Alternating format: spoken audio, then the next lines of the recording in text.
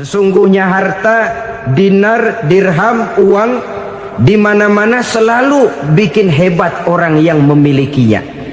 Coba lihat, orang yang punya duit sama yang enggak punya duit, jangan gaya hidupnya, gaya jalannya aja lain. Wahia lisanun liman arada fasahatan, wahia silahun liman arada qitala. Uang adalah senjata yang paling ampuh bagi orang yang mau pergi.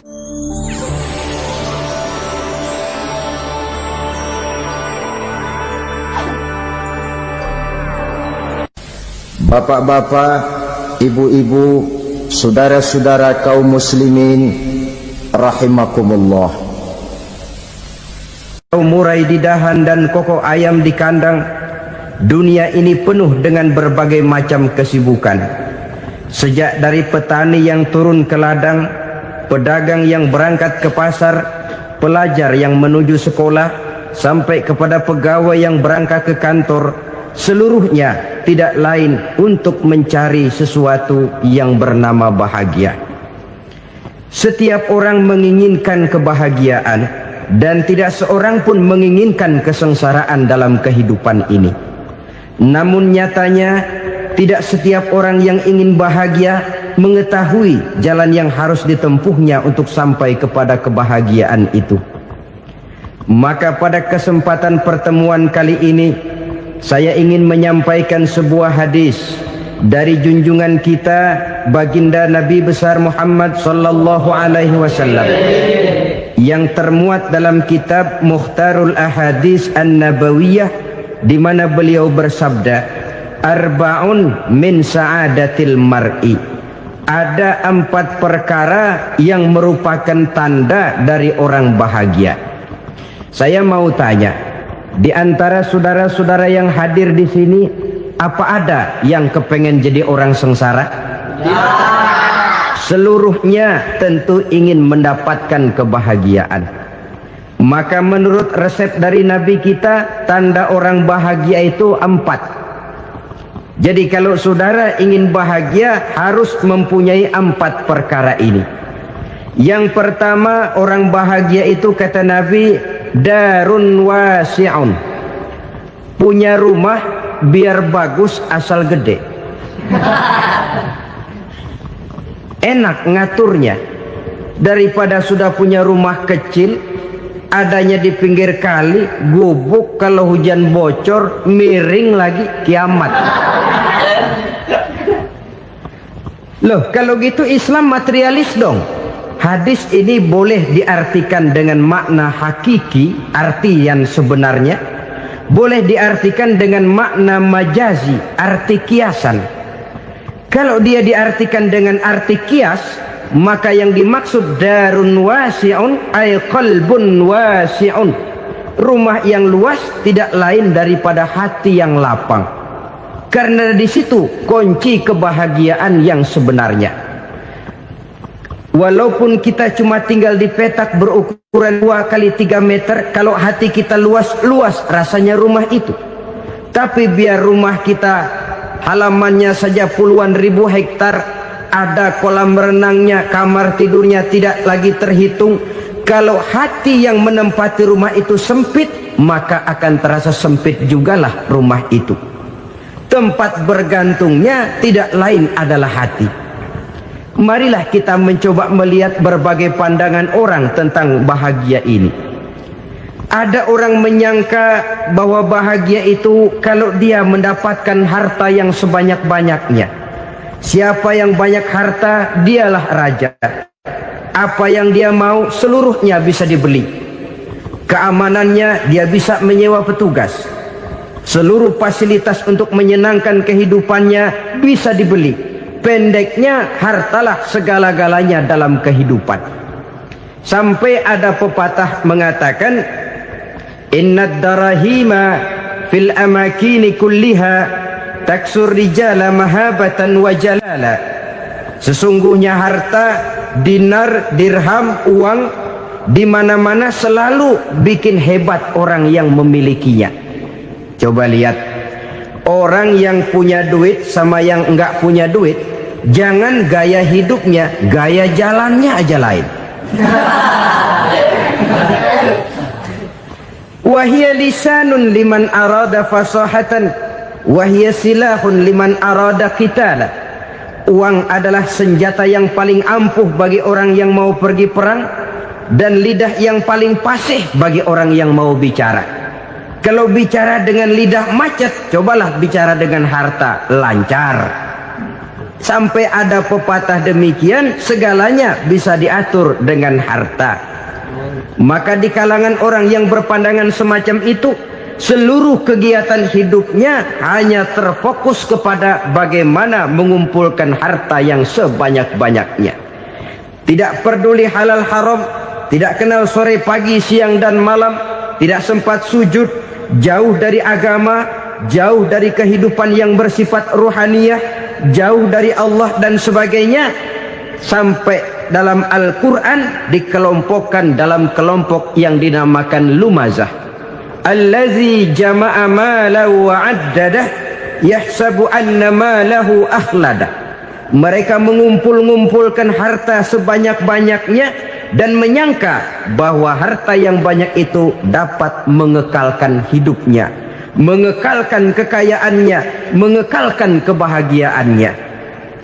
Saudara hadirin yang berbahagia, kalau pandangan hidup ini benar, artinya kalau harta memang merupakan satu-satunya hal yang dapat membuat orang bahagia, tentu di rumah mewah tidak akan pernah ada tangis derita.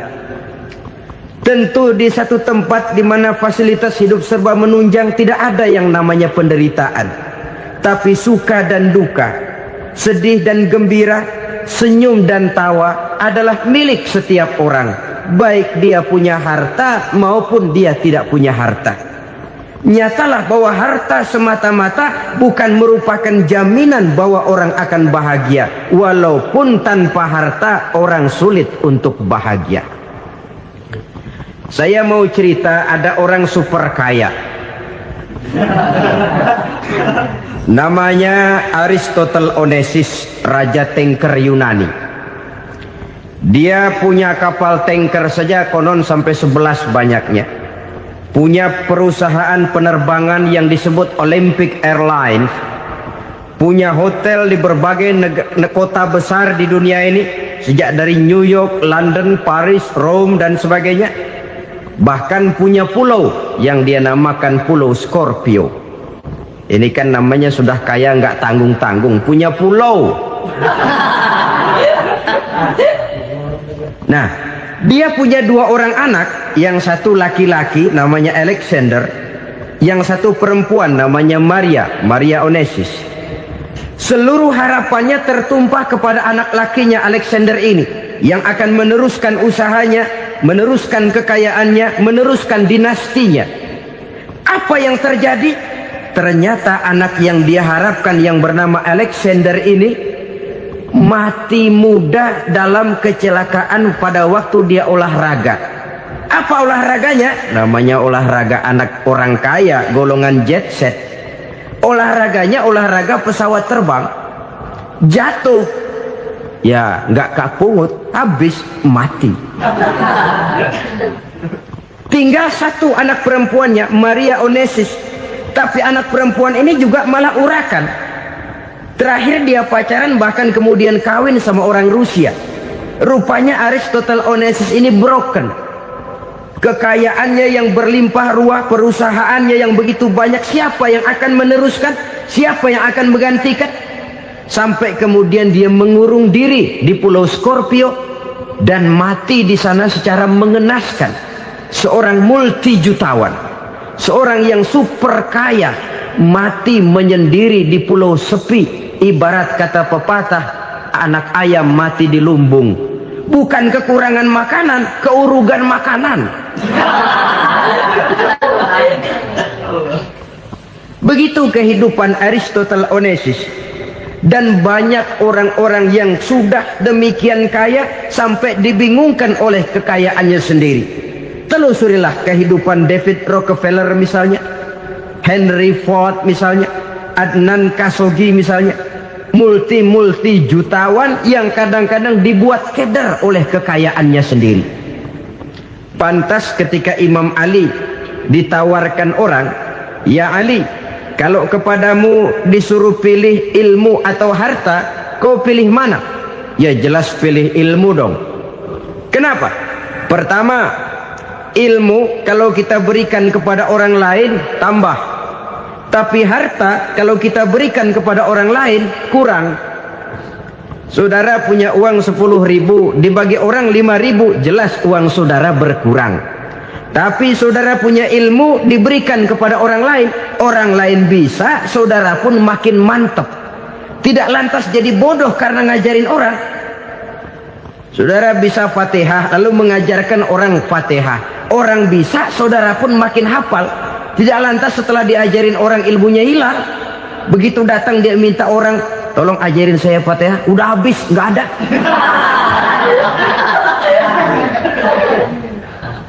Yang kedua kata Imam Ali, ilmu menjaga kita. Kalau harta kita yang harus jaga. Makin banyak ilmu makin terpelihara diri seharusnya. Tetapi makin banyak harta makin bingung kita jaganya. Sampai kadang-kadang kalau perlu seluruh keliling rumah dipasangi alarm. Belum cukup disewakan anjing besar-besar, pasang di depan pintu, awas anjing galak. Masih belum cukup juga, cari centeng tukang-tukang kepruk jaga rumah. Masih terasa belum aman, padahal rumahnya dikelilingi tembok besar. Di balik tembok ada pintu-pintunya tebal. Di balik pintu itu terbuka masuk kamar, kamar pun ada pintunya, pintunya pun kuat. Masuk ke dalam kamar ada lemari, lemarinya pun pintunya kuat, dikunci, kuncinya pun kuat. Tapi terhadap seluruhnya yang timbul cuma sekedar was-was saja. Kesimpulannya sekali lagi, tanpa harta orang memang sulit untuk bahagia. Tapi harta semata-mata tidak merupakan jaminan orang akan bahagia. Dengan hati yang luas, itu modal utama untuk mencapai kebahagiaan hidup. Orang yang hatinya luas, saudara-saudara, punya hati yang lapang, melihat kenyataan hidup ini, dia bersyukur senantiasa kepada Allah. Lantas tidak timbul hasud dan iri hatinya. Oleh karena itu, jiwanya selalu lapang. Kalau tidak, cupik hati namanya. Dangkal pandangan, tidak senang melihat orang lain dapat nikmat, dan itu sering dijadikan contoh. Kalau orang yang lapang dada, dia lihat tetangganya beli TV baru, dia berkata, "Alhamdulillah ya, tetangga kita beli TV, mudah-mudahan kita bisa ikut nonton."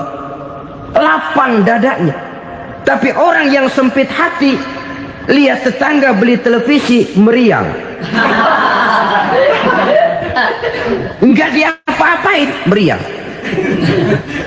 Besoknya dengar tetangga beli motor, makin sakit, ke rumah sakit. Lalu di rumah sakit dengar tetangganya beli mobil, mati.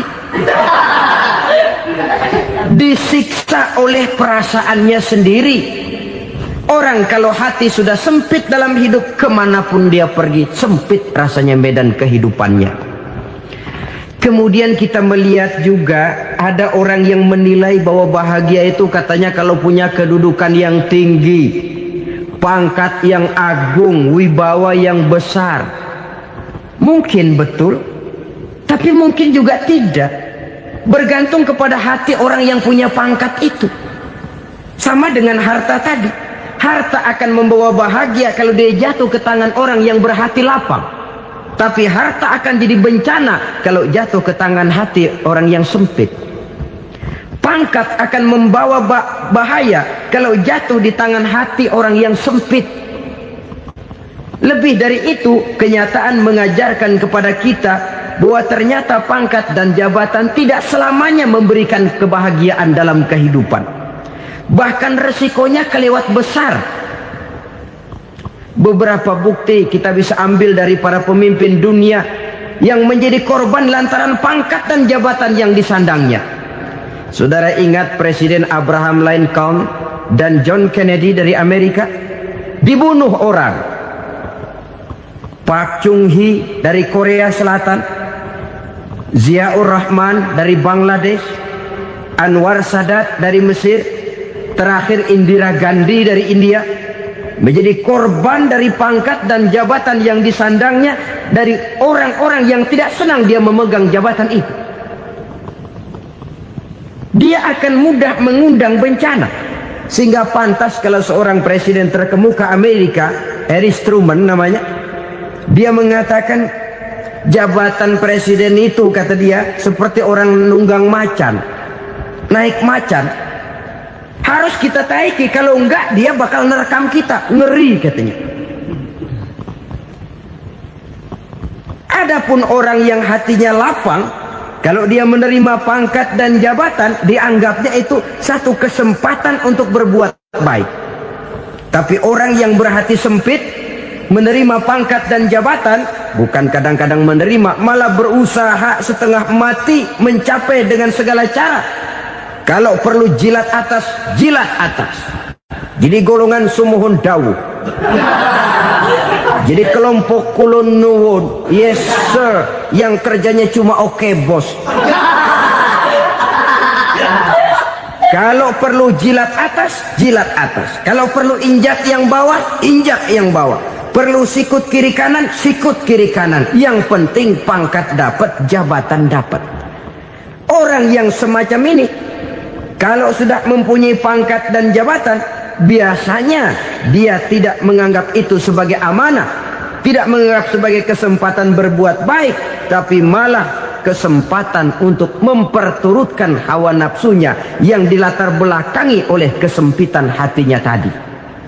Apalagi kalau orang memperoleh pangkat karena banyak mengeluarkan uang, seakan-akan pangkat dan jabatan itu sekarang macam proyek, pakai tender. Siapa yang berani bayar segini naik, nggak berani minggir.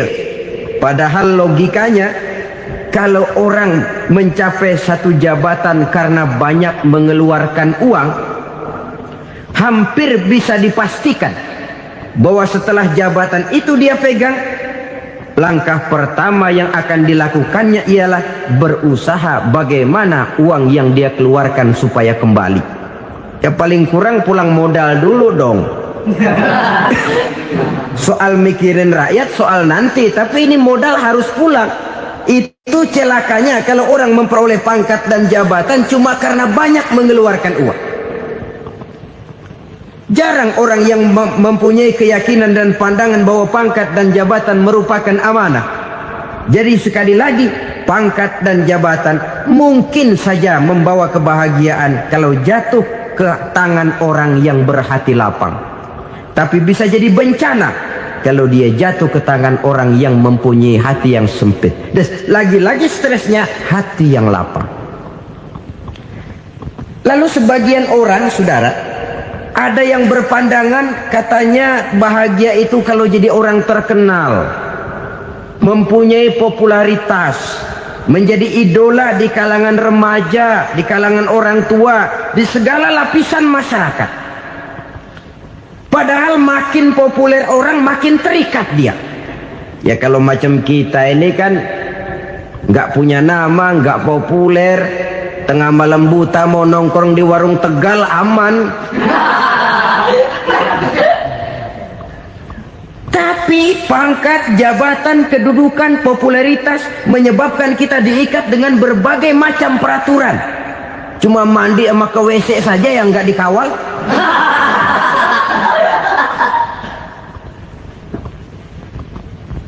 Benarkah popularitas, ketenaran membawa kebahagiaan? Mungkin.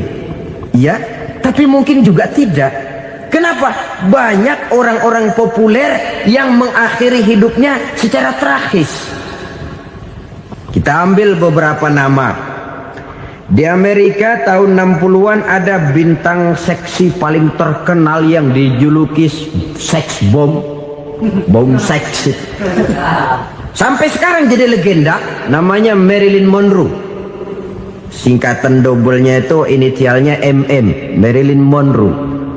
Terkenal top sampai dia mati tahun 62, namanya sekarang masih saja dibicarakan orang.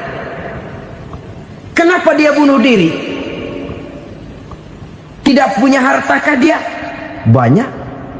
Kurang populerkah dia? Seluruh dunia mengenalnya. Sejak rakyat kecil sampai pejabat tinggi dia punya hubungan. Kenapa? Jenuh. Dia terlahir dalam keadaan yatim. Setelah itu tidak lama dia berangkat remaja, ibunya meninggal. Pindah dari wanita asuh ke wanita asuh sampai 12 orang ibu angkatnya. Dan kekecewaan yang paling parah, setiap laki-laki yang dekat dengannya hanya seperti kapal berlabuh. Datang dan pergi silih berganti. Padahal dia merindukan seseorang yang bisa melindungi hidupnya. Dia rindukan itu dan dia tidak pernah menemukan. Itu yang akhirnya menyebabkan dia minum pil tidur kelewat dosis. Minum obat tidur kebanyakan. Ya tidur terus sampai sekarang.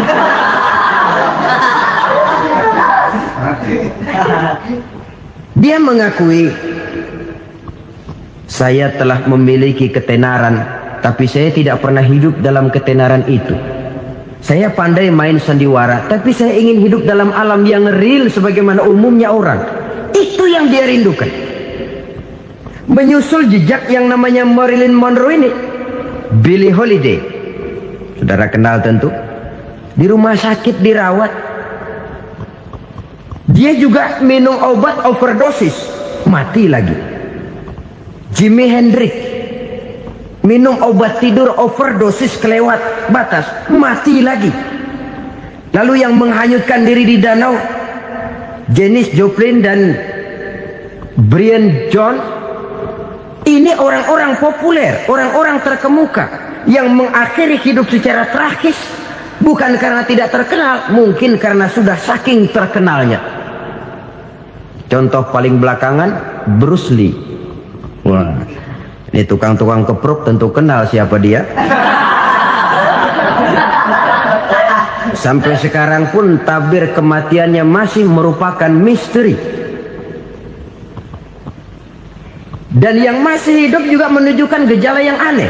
Michael Jackson, rumahnya di Beverly Hills itu dijaga sedemikian rupa, dan dia selalu curiga kepada setiap makanan. Harus steril, bersih dari segala macam kimia. Kemana dia pergi, itu tukang-tukang kepruk sudah selalu menjaga dan mengawal. Dan dia seakan takut menunjukkan mukanya yang asli. Hingga kalau tampil ke tengah di luar show, dia kadang memakai pakaian yang tidak menunjukkan dia yang sebenarnya. Takut dikenali orang.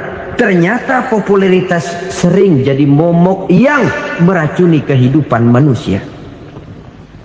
Oleh karena itu, benarlah junjungan kita pada saat beliau mengajarkan orang akan bahagia kalau dia mempunyai hati yang lapang. Nah, sekarang masalahnya untuk mendapatkan hati yang lapang, caranya bagaimana? Kita kembali kepada konsep Quran. Allah mengajarkan, ala inna bizikrillahi tatmainnul qulub. Ketahuilah bahwa dengan banyak mengingat Allah, hati akan tenang, jiwa akan lapang. Dengan kata lain, dekat dengan agama, merasakan kehadiran Allah dekat dalam hidup. Itu muara pertama untuk mencapai hati yang lapang. Ala inna bizikrillahi tatmainnul qulub. Jangan macam orang sekarang ingin mendapatkan ketenangan lalu tapak di puncak gunung, di gua-gua, di tempat sepi. Iyalah kalau nggak ada ular. Kalau tergigit ular berbisa, ketenangan belum, mati jelas itu. Islam positif untuk mendapatkan ketenangan. Ala inna bizikrillahi tatmainnul qulubi. Bahwa ketahuilah bahwa dengan banyak mengingat Allah, hati akan tenang, jiwa akan lapang, nuansa pikiran akan luas. Karena yang namanya bahagia ada dimanapun manusia berada. Di kampung ada bahagia, di kota ada bahagia. Di ngarai, di lembah, di gunung, di hutan, di lautan, di angkasa luar.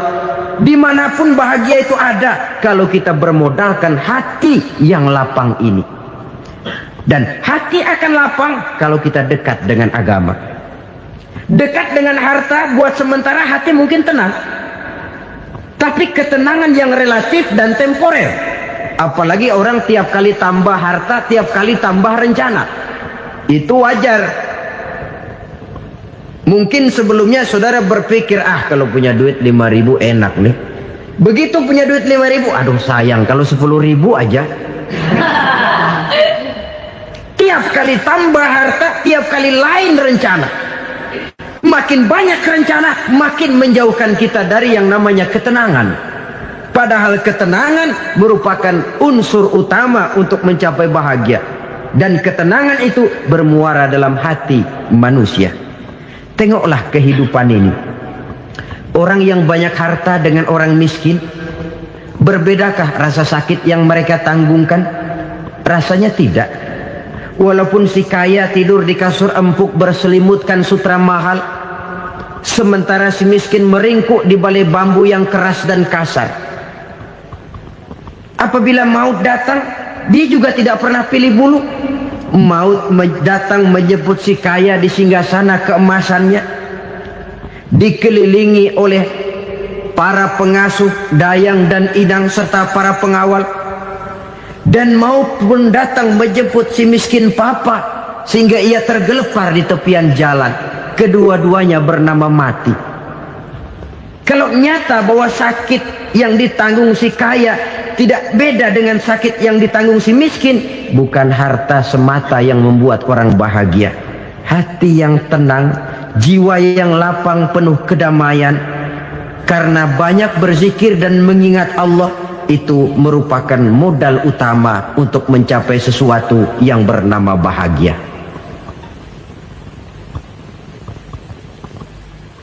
Saudara hadirin yang saya hormati, inilah yang pertama dari 4 ciri yang digambarkan oleh Nabi tentang tanda-tanda orang bahagia. Dan harus berangkat dari yang pertama ini, hati yang lapang. Ini yang harus kita miliki lebih dahulu. Baru nanti akan menyusul kepada poin yang ketiga, kedua, dan selanjutnya. Sebab kalau hati sudah terisi dengan jiwa yang lapang, seluruh persoalan insya Allah akan bisa kita atasi dengan sebagaimana mestinya. Yang kedua sekarang, tanda orang bahagia menurut baginda Nabi, markabun syariah. Orang bahagia itu, kata beliau, punya kendaraan biar cepat asal lancar. Artinya kemana dia mau pergi mudah. Apa maksud hadis ini? Kalau kita kaji lebih dalam, kendaraan itu kan alat transportasi. Transportasi tidak lain adalah usaha memudahkan komunikasi. Pindah dari situ kepada teori bahwa manusia adalah zon political, makhluk bermasyarakat yang tidak bisa memenuhi kebutuhan hidupnya secara sendirian. Kita memerlukan keberadaan orang lain dalam kehidupan ini. Untuk memakai baju saja kita sudah perlukan petani yang tanam kapas, pabrik yang memintal kapas jadi benang, pabrik yang menenun benang jadi kain, sampai kepada mesin jahit, sampai kepada tukang jahit. Itu cuma untuk memakai pakaian saja. Tidak seorang pun di antara kita yang sanggup memenuhi kebutuhan hidupnya secara sendiri. Kita perlu orang lain. Maka kebebasan dalam arti mutlak, kebebasan tanpa batas, itu tidak mungkin ada dalam kehidupan. Karena kita mengadakan yang disebut interaksi sosial. Setiap kegiatan kita tentu melibatkan orang lain. Menurut kita barangkali kita bebas jalan di jalan raya semaunya, tapi orang lain berkendaraan pun merasa bahwa ini ada juga jalan haknya. Dan begitu selanjutnya. Oleh karena itu, maksud dari kendaraan yang cepat ini adalah khulatuhu ma'as solihin. Lingkungan pergaulannya terdiri dari orang-orang soleh. Pergaulannya luas. Kemana dia pergi ada temannya. Kesulitannya ada tempat dia cerita. Dan kesulitan kalau sudah diceritakan kepada orang lain, taruh kata orang itu tidak bisa menolong, namun menceritakannya kepada orang yang kita percayai, kan paling kurang sudah mengurangi beban jiwa. mengurangi tanggungan batin, merasa masih ada tempat kita cerita. Maka lebih baik orang awam yang mau bergaul ketimbang orang setengah alim tapi ngunci pintu. Sebab nantinya akan timbul sikap picik, cupik pandangan, dan tidak luas menghadapi kenyataan dalam kehidupan ini. Namun yang harus kita garis bawahi, pergaulan memang mesti luas. Namun jangan sekali-kali lupa bahwa pergaulan sangat besar pengaruhnya dalam ikut membentuk kepribadian manusia. Sehari-hari bisa kita bilang, kalau kita dekat sama tukang minyak wangi, sekalipun nggak dibagi minyaknya, baunya tentu dapat. Betul? Tapi dekat sama tukang elas, walaupun nggak kena apinya, asapnya mesti kena.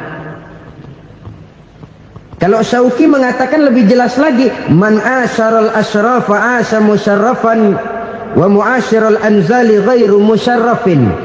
Awalam taral jildal hakira muqabbalan bisagri lamma sara jildal mushaf. Siapa yang bergaul dengan orang mulia, dia bakal ikut menjadi mulia. Tapi siapa yang berteman dengan orang hina, dia tidak bakal ikut menjadi mulia. Tidakkah kau lihat, kata Syauqi, kulit kambing yang hina pun dicium orang ketika menjadi kantong Quran. Kulit kambing hina, kalau dia sendirian gak ada yang mau cium. Tapi begitu dia bergaul dengan Quran, menjadi kantong Quran, dipakein minyak wangi, ditaruh di tempat yang tinggi, mau diambil dicium dulu, dibawa dengan penuh hormat dan hati-hati. Kulit kambing yang hina lantaran berteman dengan Quran, numpang mujur. Tapi coba lihat kalau kulit kambing berteman dengan kayu, jadi beduk, habis. Zohor dikemplang, asar dipukul. Itu pun sedikit saja, cuma salah milih teman. Yang temannya Quran dihormati orang, yang temannya kayu lantaran jadi beduk, gelap-gelap subuh orang udah kemplangin.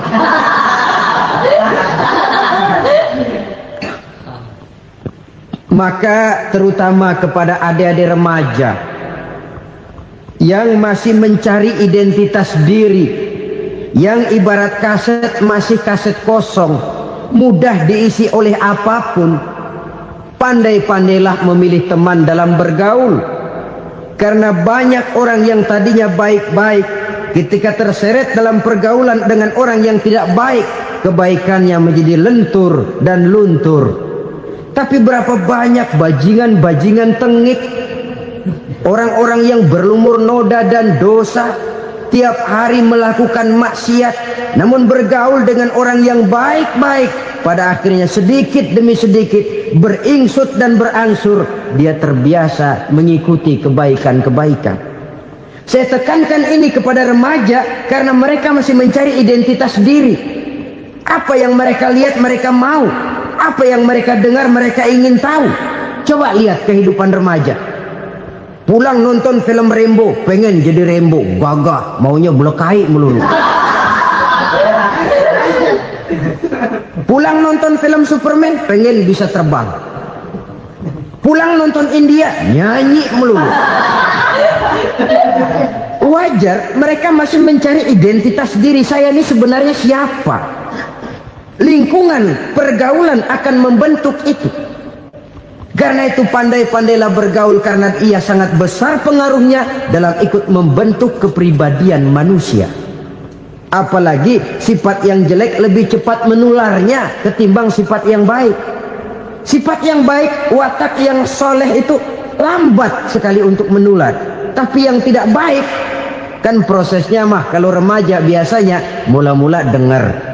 Karena dengar lalu pengen tahu. Karena pengen tahu lalu ngeliatin. Begitu ngeliatin kan pengen nyobain. Setelah nyobain ketagihan. Nah, ini prosesnya. Yang namanya ganja, morfin, narkotik, awalnya kan begitu.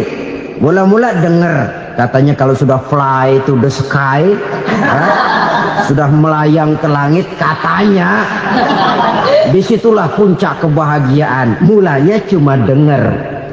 Karena dengar pengen tahu. Karena pengen tahu lalu ngeliat, kumpul sama orang yang suka ngeganja. Setelah ngeliat, Nah, pengen ngerasain. Begitu ngerasain, enak juga. Ketagihan. Kalau sudah ketagihan jadi penyakit kronis, bisa merembet kepada yang lain. Iya, kalau orang tuanya mampu untuk beli morfin, beli ganja. Kalau tidak kan pikirannya ngayap. Jemuran siapa ya gue sahabat? Timbullah perbuatan-perbuatan negatif yang bermula dari salah pergaulan. Apalagi buat adik-adik remaja yang tinggal di kota-kota besar, yang pengaruh budaya, pengaruh kesenian, pengaruh struktur kehidupan yang nampak makin individualistis, di mana persaingan tajam, tensi ekonomi tinggi, orang mudah mengalami stres. Pandai-pandailah dalam bergaul, sekali lagi, karena ia sangat besar pengaruhnya dalam ikut membentuk kepribadian manusia. Orang bahagia punya kendaraan yang cepat, artinya punya pergaulan yang luas, dan lingkungan pergaulannya terdiri dari orang-orang yang soleh. Kemana dia pergi ada teman, kesulitannya ada tempat dia cerita. Tapi kalau sudah menyendiri, hidup sendiri, kesulitan dipikiri sendiri, bisa mati belum waktunya. Tidak ada tempat berbagi rasa, tidak ada tempat bercerita, tidak ada tempat mengurangi beban dalam kehidupan.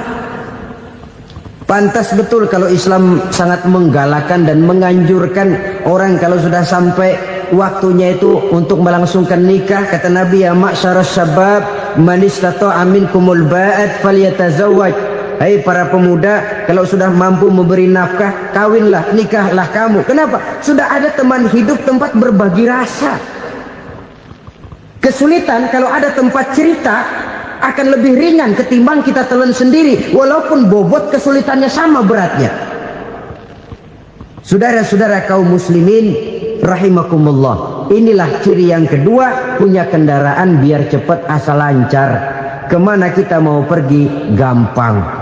Dengan kata lain, setelah hati yang luas, pergaulan yang luas.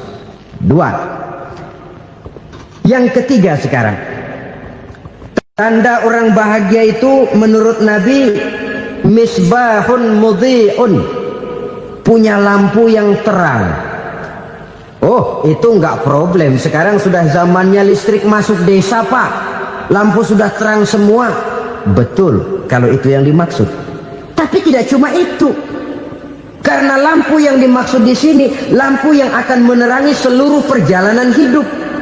Dan perjalanan hidup itu sudah dimulai sejak kita terlahir ke alam ini, sampai masuk ke alam barzakh, kumpul di padang mahsyar, sampai ke akhirat.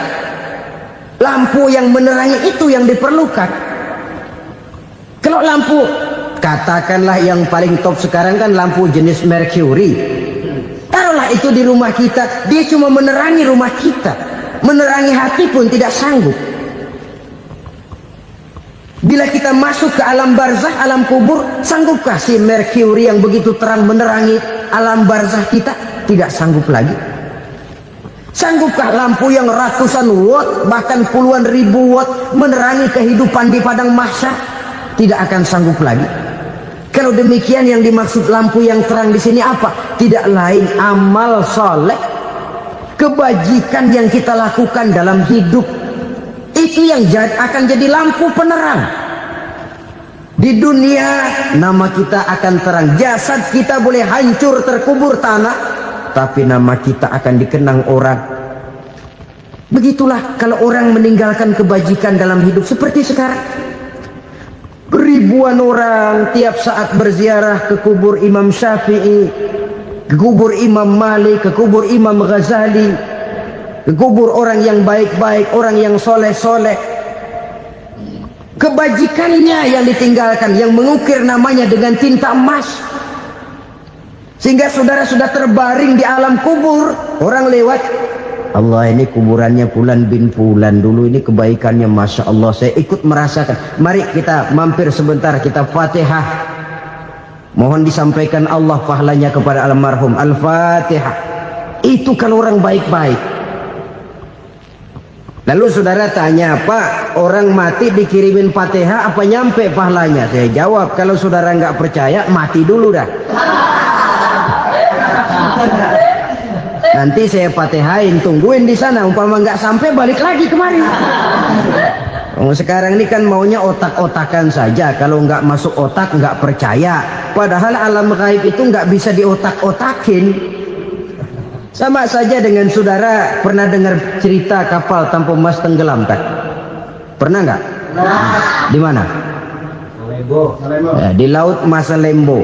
Begitu ke tanpa emas tenggelam, ratusan penumpang itu terjun ke laut, dipermainkan gelombang, berjuang menghadapi maut itu.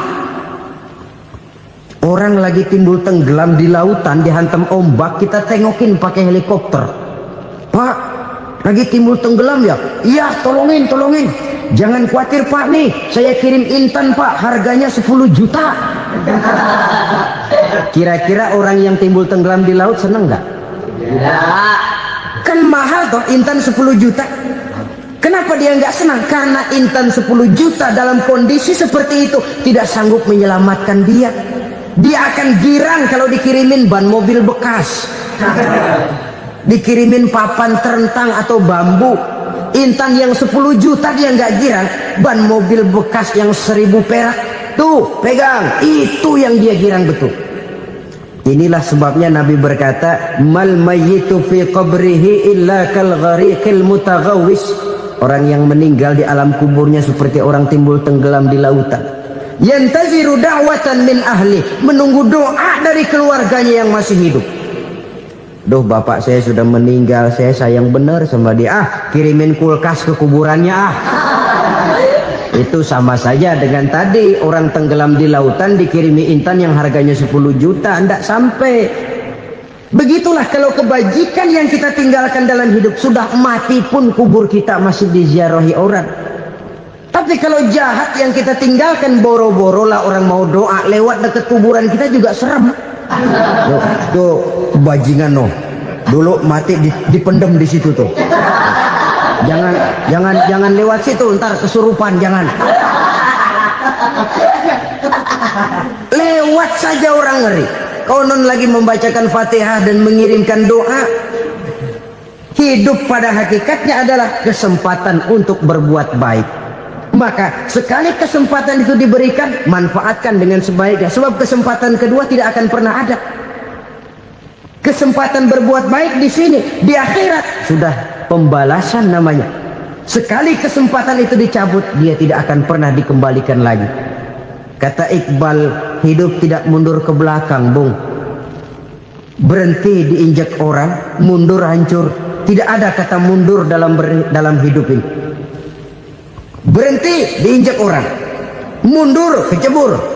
Tidak ada kata lain. Harus maju dalam kehidupan, dalam artian yang positif. Hidup adalah kesempatan untuk mengumpulkan kebajikan yang sebanyak-banyaknya. Di situ nilai daripada manusia. Sekarang ini memang nggak kelihatan kok, orang yang banyak pahala sama yang banyak dosa nggak kelihatan kok.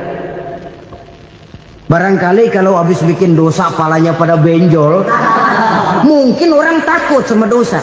Tapi sekarang sama saja, orang yang banyak dosa dengan yang nggak banyak dosa jalan bareng dari belakang, sama, nggak kelihatan beda. Tapi ada waktunya di mana pahala memegang peranan, di mana dosa diperlihatkan.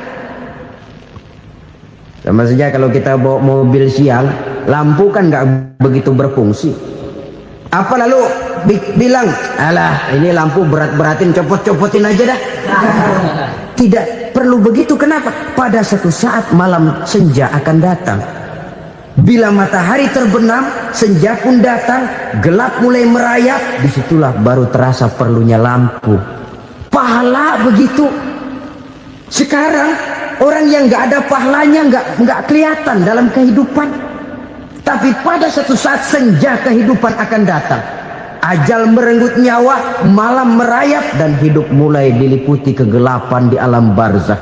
Dikala itu kalau nggak punya lampu, alangkah malangnya kita. Sebab amal yang baik, kata Nabi, di alam barzakh itu akan diciptakan menjadi perempuan yang cantik menemani kita. Amal yang jahat akan menjadi orang yang paling jelek nemenin kita. Udah di tempat gelap yang nemenin jelek.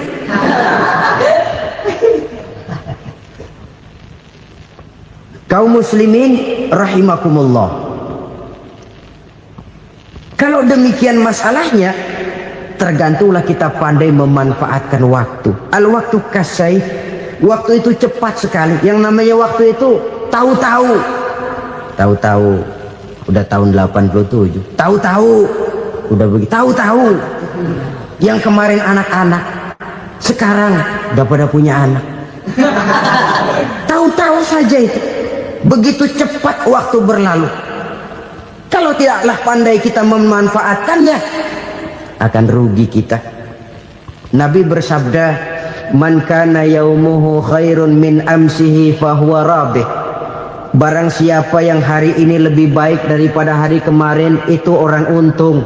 Hari ini lebih baik daripada kemarin.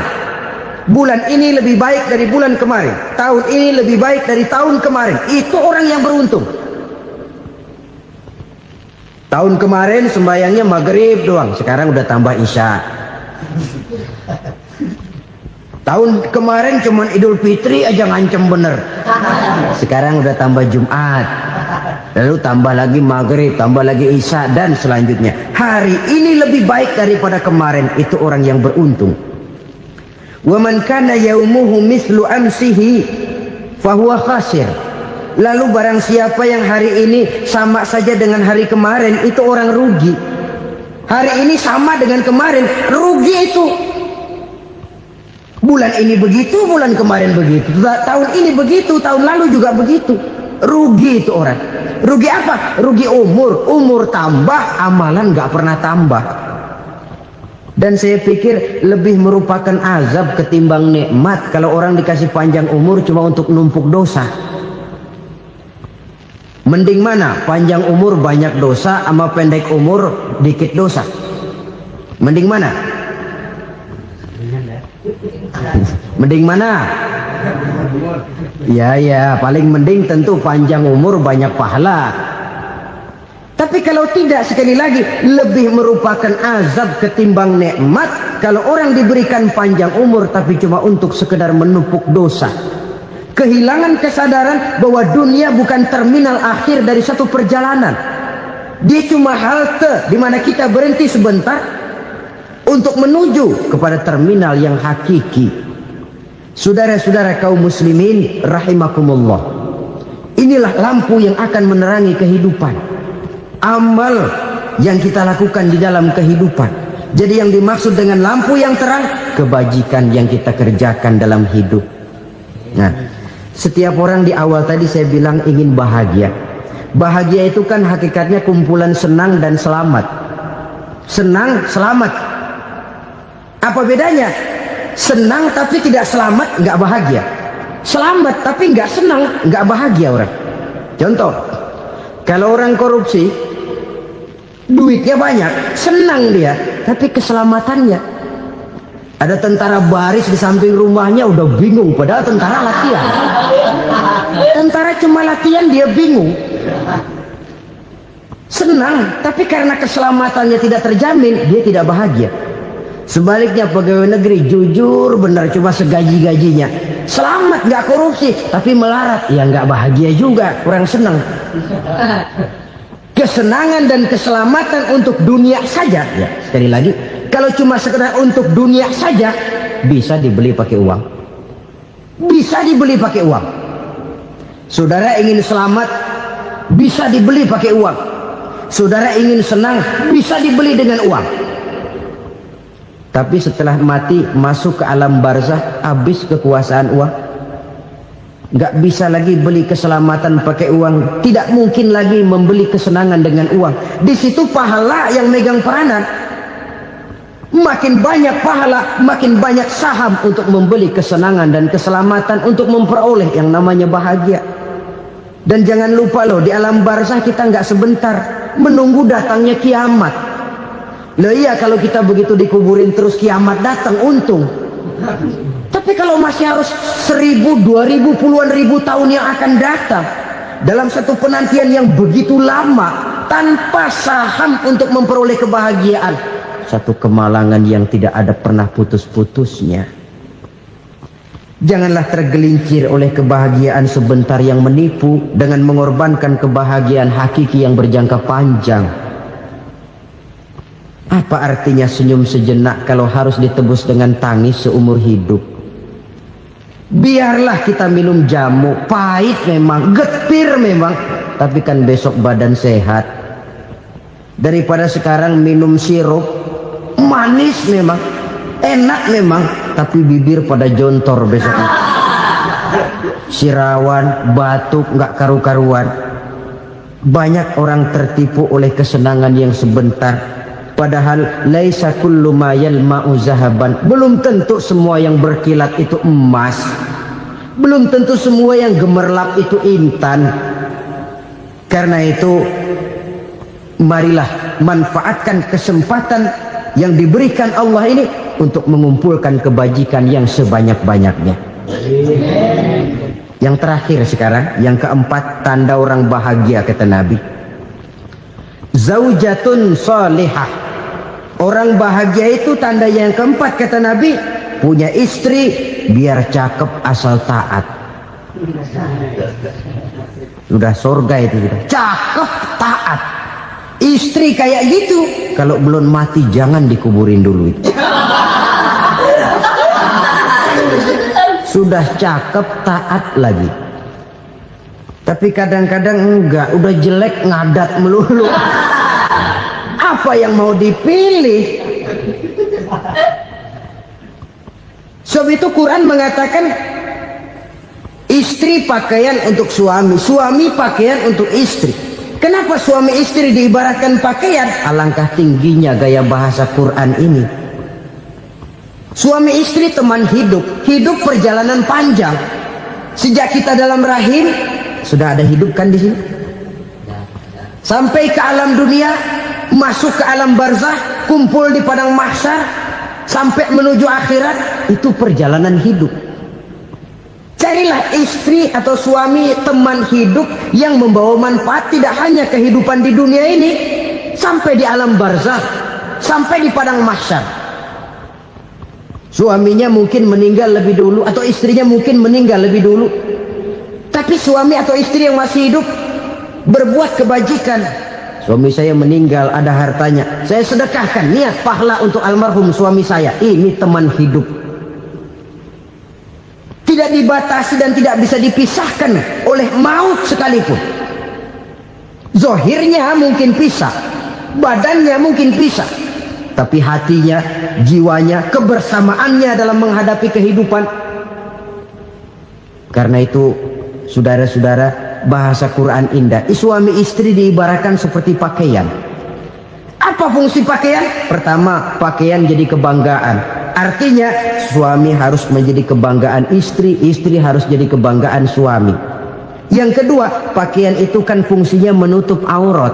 Artinya sesama suami istri harus saling menjaga kekurangan masing-masing. Jangan malah sesama suami istri saling membongkar rahasia dan aibnya sendiri-sendiri. Istrinya diceritain jeleknya di mana-mana, atau suaminya dibongkar rahasianya di pasar umum.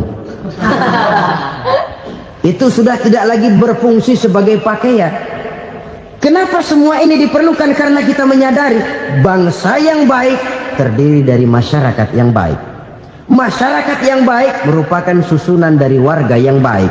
Warga yang baik adalah terdiri dari rumah tangga yang baik. Dan rumah tangga yang baik merupakan susunan dari pribadi yang baik. Dari situ langkah dimulai. Membangun satu bangsa yang baik diawali dengan membangun rumah tangga yang baik, dengan menciptakan pribadi-pribadi yang baik.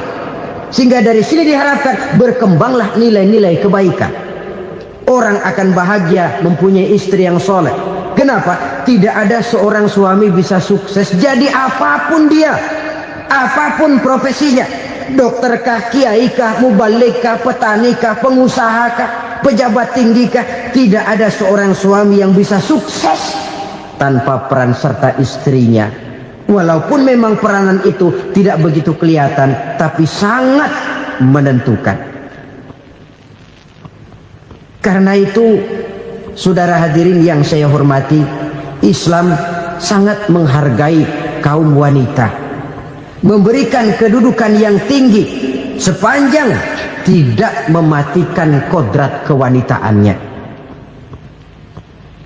Nah, kalau sudah kesuksesan ini diawali dari rumah tangga, karier di masyarakat mudah untuk dikejar. Tapi keberantakan di rumah tangga merupakan kegagalan pertama di tempat lain. Nah, inilah saja yang dapat Al-Fakir sampaikan.